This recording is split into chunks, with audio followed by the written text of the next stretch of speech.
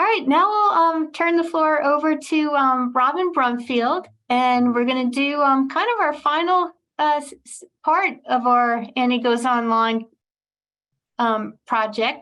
And Robin's going to give us an overview of risk management. So you should be seeing my PowerPoint in presentation mode right now. Hopefully. Yeah, we're good, Robin. Okay, good. So I can't emphasize strongly enough that I think Rick could mention this too, is you have to start with what is it that your customers want. So you need to identify a market need and what products you're going to produce to service that need. Also, that can be services, and that you can do this at a price that you can still make money, but that the customers are willing to pay. So that's what we refer to in economics as your value proposition. That's become a big buzzword lately. So customers have to be at the beginning. So what is the demand product? We call it demand, but sometimes customers don't know what their demand is, but what is it the customers want or need, and a problem that you can solve, and how will you set yourself apart from the competition to service this need from the customer's perspective. Rose just mentioned, just switching from selling cut flowers by the stem to by the cup seemed to solve that problem, because now they have the idea of making a bouquet. I think we're not exactly sure what they think, but what is it that you're giving the customers that has value? So you need to focus when you're writing your business plan, who's going to read this plan, and what is it that they want to see in the plan? Is it for yourself? Is it for taking to a lender to get money? Is it to share with your team? And you want new and exciting ideas that are realistic and feasible. And again, another resource that we found really, really useful is Ag Plan at the University of Minnesota.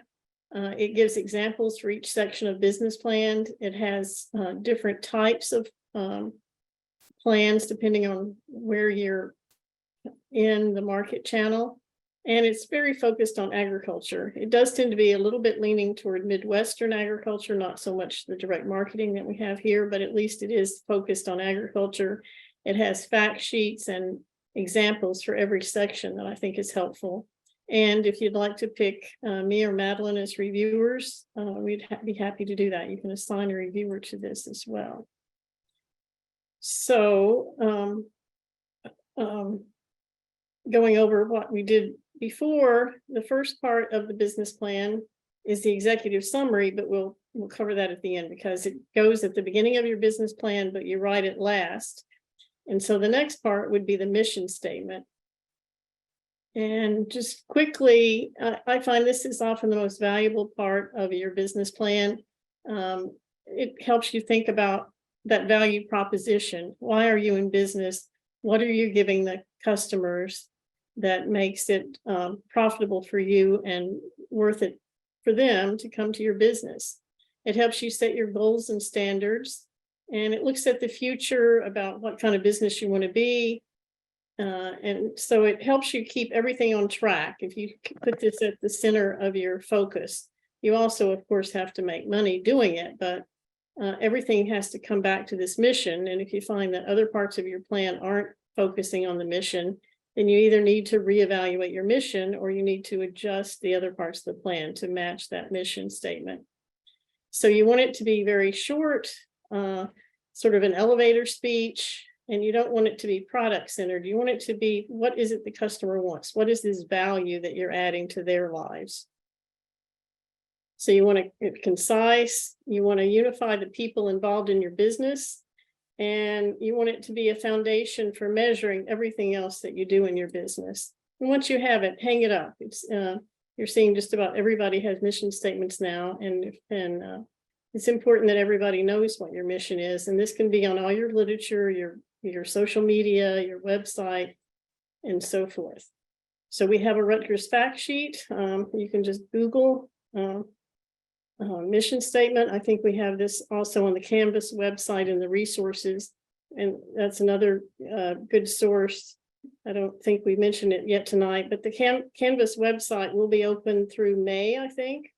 So make sure you use all the resources there, download anything you want, because I don't think we can keep it available after May, but it will be there for you through May. So the next part is describing your business. This is usually a little bit easier because it tends to focus on the product and paint a picture of what you're actually doing to help answer that mission statement.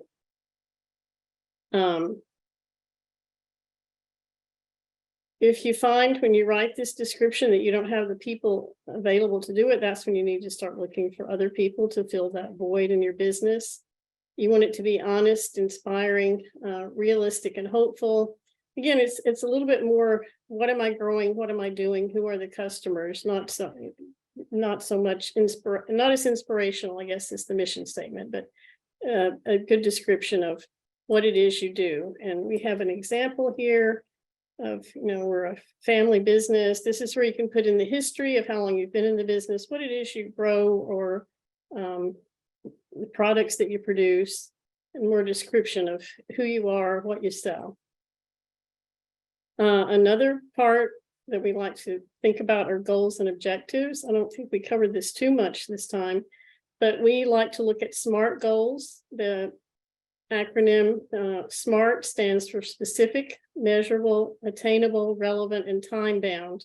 So that seems like a lot of words, but it's basically, what is it that you are going to do in a certain period of time that you have some goal that is measurable. And we usually say try to do about 3 goals. If you get too many, then you can't keep up with all of them. But here are some examples by what I mean that have all those characteristics. Increase sales by 50% over the next 5 years.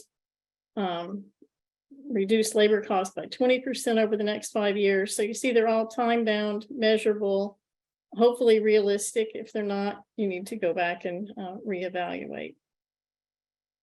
Another popular thing to do is the SWOT analysis, looking at your strengths, weaknesses, opportunities, and threats.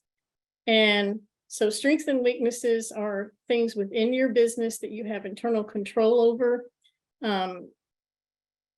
Things like your own managerial ability, the labor that you have available, the size of your physical facility, your soil, are you close to the market? What is it that you're really good at compared to your competitors? What about your cash flow situation? So these are all things within your control. And then opportunities and threats are external forces that are beyond your control, but they will impact your business, like the interest rate right now, for example, market trends, consumer demands and lifestyles, whether we have a strong or weak economy, government policies, the tight labor market, and so forth. So an example here of a quick SWOT analysis is looking at the strengths. For example, the first one is the ability to respond quickly to customer demands. And this is often a strength of small businesses. We can quickly adjust better than a larger farm, for example. A weakness may be a lacking of initial market presence. This is the. Rick, are you saying something? Oops, sorry. Okay, thought my slides weren't up or something. Like Rose mentioned, the peach donuts weren't there. People didn't recognize that as being something they produced at first, so it takes a while sometimes to build that. But the idea of doing a SWOT analysis is, how can I maximize these strengths? How can I utilize them? And how can I overcome the weaknesses? So I need to be aware of them so that I can work to accomplish my goal and overcome the weaknesses or work around them in some ways. Then what are the opportunities and how can I take advantages of that? Like we said, competitors may be slow to adopt new technologies, but maybe you can do that quicker. Threats might be right now, supply chain problems, increasing cost of supply. So how can we overcome that? I just took a tour of a greenhouse in Savannah, Georgia, And, before the pandemic, everybody was going to just-in-time supplying. Now they've gone the opposite way. They want a year supply of all their inputs because they were caught without having enough soil to pot up their plants. And then they got backed up in the production process because they didn't have the pots. So they had to hold the plants in the greenhouse and they're getting overgrown and so forth. So to make sure they're not caught with that, now they stock up all their supplies for the next year. So these are, that was an example of their way of overcoming a threat that was external to the business. So management or human risk is one of the risks we look at. And again, I wanted to say that the USDA has identified these 5 areas of risk, and those also happen to be 5 sections that we think are important to put in the business plan. So that's why we stress revising your business plan if you already have one, or creating one if you don't have one now. So ask yourself who will run each of your enterprises and what are their responsibilities, maybe a short job description for key employees. And I know one of the things that was talked about a lot during the pandemic was cross-training people because we had a lot of people out. So that is another risk management strategy for the future. Make sure that more than one person can do each position in case you have to have that covered by somebody else. You want clear, defined responsibilities, but also in a pinch, the other people need to jump in and fill that position. And you also don't want to overstress people, so we don't have some of this quiet quitting because people are overworked. So how many hours is each person going to work each week and so forth. Those are the kind of things to ask in the management plans. Then we try to divide things into the legal area of risk. And so in sort of this list of things that go into your business plan, I think 2 of these categories really fit that legal category. One is risk management in general, and then the other one would be your estate plan, which would require bringing in legal help. So you do have sources of risk in all 5 of those major areas: the production, marketing, financial, legal, and human resources. But so you need to identify what those risks are and how will you handle them. First of all, do you understand the risk, and then how can you manage them, and how can you manage it yourself, or do you need to outsource it in terms of insurance, for example, like health, life, and crop insurance, and also NAP coverage for non-insurable crops. So those are, things you need to go over. Then in terms of the estate plan, what will be the final disposition of your life's work? And it's as much for the people that you're leaving the business to as for your own peace of mind.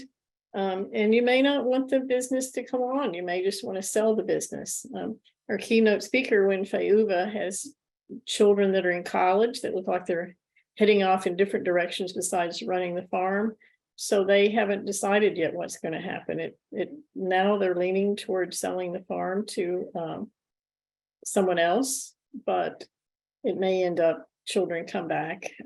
Again, that greenhouse that I was visiting in Savannah this past week, they're on the 4th generation, and their kids are going to college, majoring in things not really related to the business, but the 4th generation said that was his mode at that age as well. So they may turn around and come back to the business. And sometimes it's actually good to, if you're going to keep this generational farm going, have the kids go off and do something else and then bring those skills back to the business.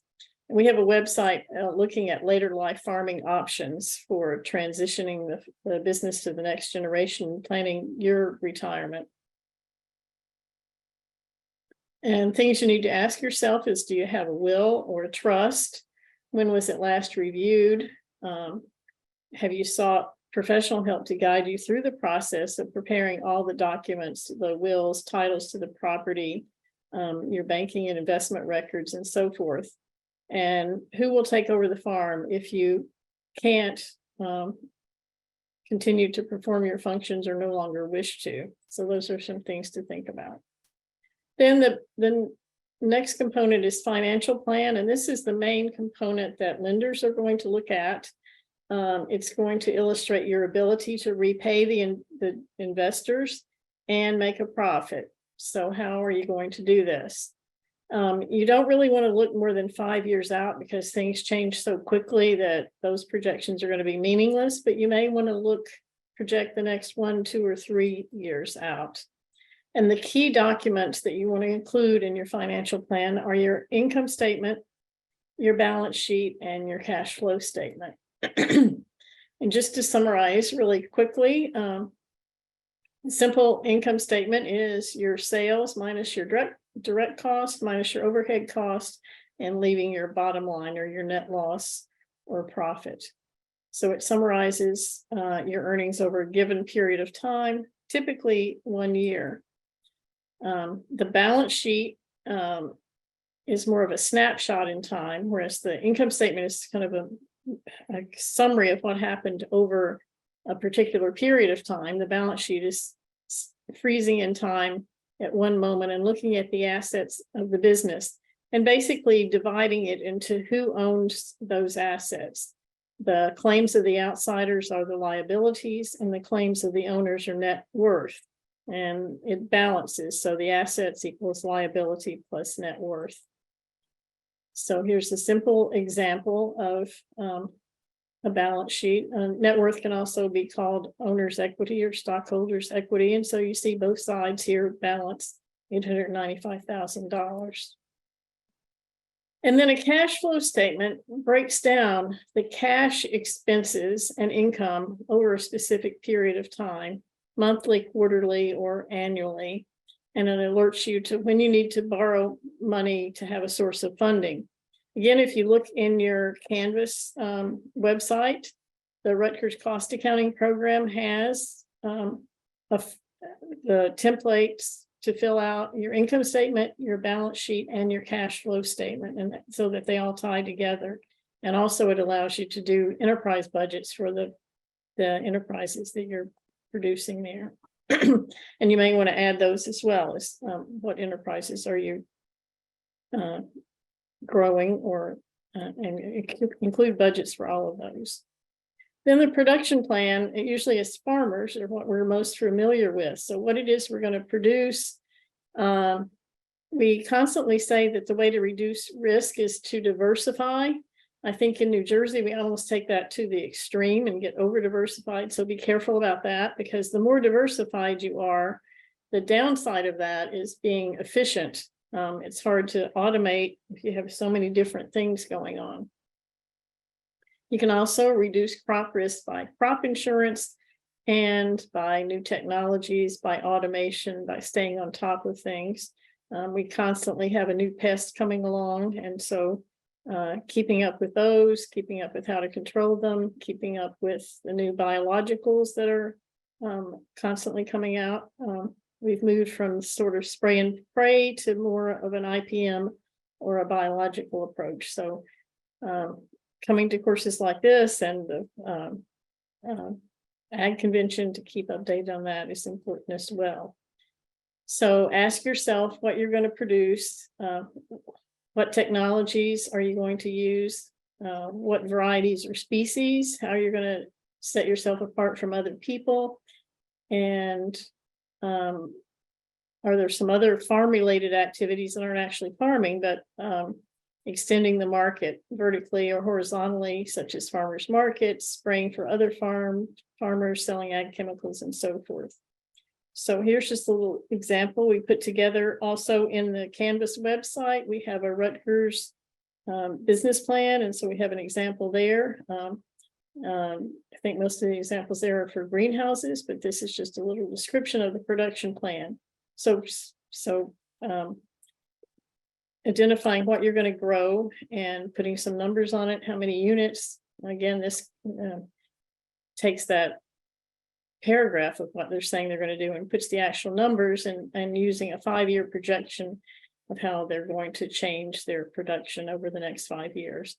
And for the most part, people are going to increase units, but you may be wanting to switch from one item to another. So you may want to downsize one particular crop and increase another one in your production plan. And the marketing plan, we put that at the end because that was the last thing we covered tonight. But this is really the kind of engine that drives your business. So what are your overall goals of your marketing strategy? These are some things you should think about when you're writing the plan. What is the condition of the market currently? I think most people increased sales during COVID, and now they're struggling a little bit with losing some of those customers, but still overall doing pretty well.